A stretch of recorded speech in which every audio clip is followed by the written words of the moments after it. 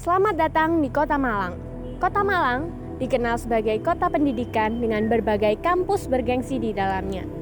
Kota Malang juga dikenal sebagai kota yang memiliki banyak wisata menarik yang patut untuk kita kunjungi. Dengan kelebihan tersebut, maka bertambah pula tingkat mobilitas masyarakatnya.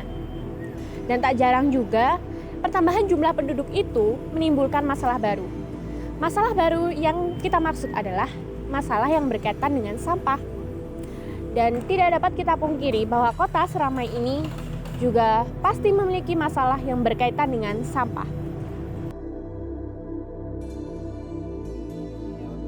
Berdasarkan informasi yang kami dapatkan, kami mendapatkan informasi bahwasanya jembatan Pasar Gadang Kota Malang telah terjadi penumpukan sampah yang sangat berlebihan sehingga memicu timbulnya bau tidak sedap dan tidak enak terhadap masyarakat.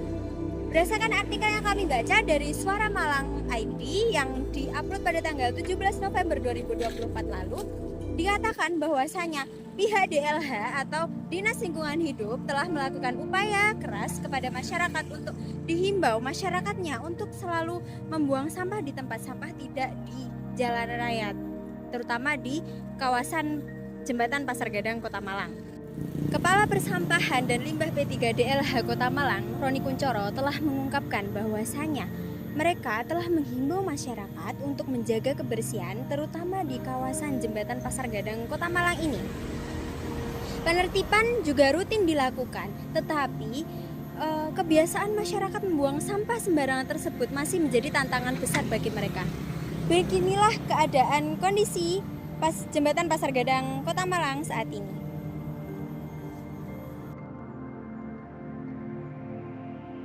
Berdasarkan artikel tersebut, kami mendapatkan solusi dari adanya bacaan tersebut, yang dimana telah dibangun 2 TPS oleh pihak Dinas Lingkungan Hidup tersebut. Namun solusi tersebut masih kurang memadai bagi kami. Maka dari itu kami menyampaikan beberapa solusi yang dapat kami lakukan untuk mengurangi dampak adanya pembuangan sampah yang secara besar-besaran di jembatan Pasar Gadang Kota Malang.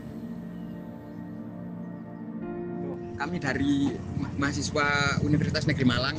Di sini kami ada tugas dari dosen, Pak, untuk tanya soal sampah di lingkungan sini, apa terutama di jembatan Pasar Gadang. Gimana, Pak? Kalau sampah di sini, kalau Pasar Gadang itu sampah buangnya di sana, ada yang ngambil. Kalau di sana itu orang-orang kampung, Mas. Kalau di sana ya orang-orang kampung, ya sepedaan langsung buang ke sini. Ya. Gitu. Berarti ada TPS-nya, Pak, ya, di sini. Maksudnya tempat pembuangan sampah khusus buat dengan sampah dari pasar ini. Ada yang dari pasar ada. Oh, Ada yang ngambil. Kalau di sana itu orang-orang kampung. Gitu, Pak. Iya.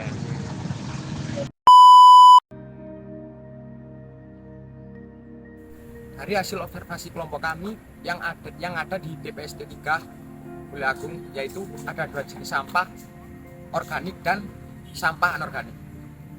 Semua sampah ini dapat dikelola dengan baik oleh pegawai TPS T3 Mulia Agung tersebut.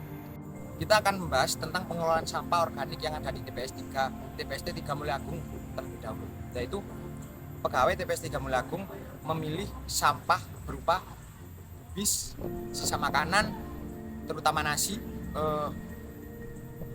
lauk dan terutama tempe, tahu. Karena khususnya tempe dan tahu ini akan diberikan kepada manggot yang berada yang dikelola oleh TPS 3 Mulia Agung. Dan untuk bis dan sisa makan lainnya mereka memberikan kepada hewan seperti babi dan bebek. Dan di TPS 3 Mulia Agung mereka membudidayakan manggot untuk diberikan kepada ikan lele dan ikan nila yang mereka budidayakan di sana. Dan hasil ikan-ikan tersebut mereka jual ke pasaran untuk menghasilkan cuan. Sampah anorganik meliputi botol kaca, botol bekas, botol plastik, logam, dan kaleng bekas. TPSD 3 Mulia Agung mengelola sampah tersebut untuk guna didaur ulang.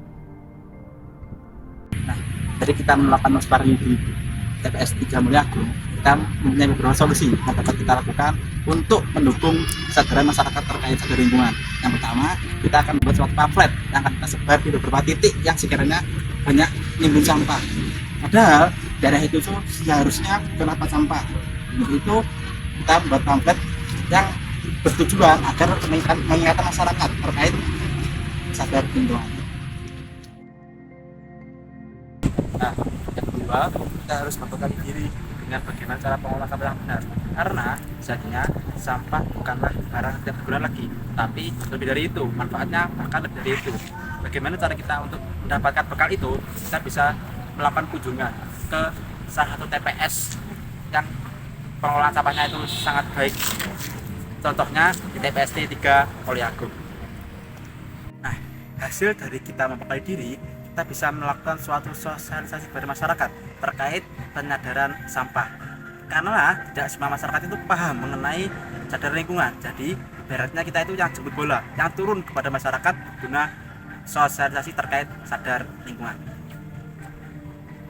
Tahukah kalian, sampah plastik yang kita buang sembarangan bisa memakan waktu hingga ratusan tahun untuk terurai.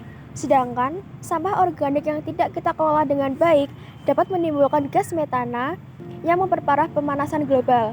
Masalah ini bukan hanya tentang lingkungan, tetapi juga kesehatan dan masa depan kita. Sebagai manusia yang memiliki kesadaran dan kepedulian terhadap lingkungan, mari kita mengambil langkah kecil untuk menjaga lingkungan agar tetap bersih dan terbebas dari sampah. Lingkungan yang sehat bukan hanya warisan, tetapi hak untuk semua makhluk hidup. Bersama kita wujudkan lingkungan yang bersih dan hijau.